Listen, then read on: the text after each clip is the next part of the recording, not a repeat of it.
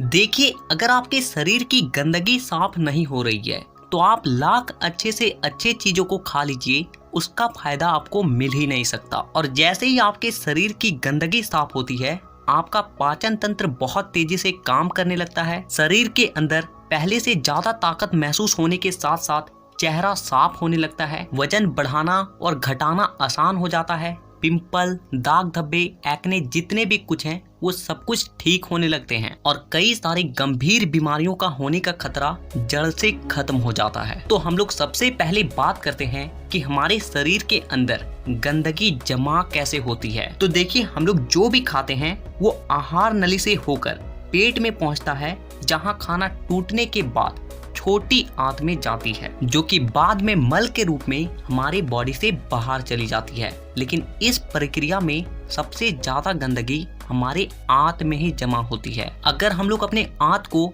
Zoom कर कर देखें तो वो कुछ इस तरह का दिखाई देता है, जिसमें उंगली की तरह दिखने वाली छोटी छोटी उभार होती है, जो कि एक फिल्टर के तरह काम करती है, क्योंकि इन उभार के अंदर नसें होती है जो कि हमारे शरीर के अलग अलग हिस्सों से जुड़ी होती है और इसी नस के जरिए खाने में मौजूद पोषक तत्वों को खींचकर खून में और हमारे शरीर के अलग अलग हिस्सों तक पहुंचाया जाता है। लेकिन जब हम लोग जाने अनजाने में गलत तरीके के खाने का इस्तेमाल करते हैं तो वो हमारे आंतों में चिपकने लगती है और धीरे धीरे दीवार पर एक मोटी परत बनाकर जमा हो जाती है, जिससे कि जब हमारी आंतें खाने में मौजूद पोषक तत्वों को खींचती है तो उसके साथ साथ गंदगी भी हमारे खून में मिल जाती है और फिर शरीर के अलग अलग हिस्सों में जाकर ये गंदगी जमा हो जाती है। जब ये गंदगी खून के जरिए हमारे लीवर तक पहुंचती है तो फैटी लीवर और जॉन्डिस जैसी बीमारियां होती है। जब ये किडनी में जमा होती है तो किडनी स्टोन और फेफड़े में जमा होने से अस्थमा, और जब खून के जरिए दिल तक पहुंचती है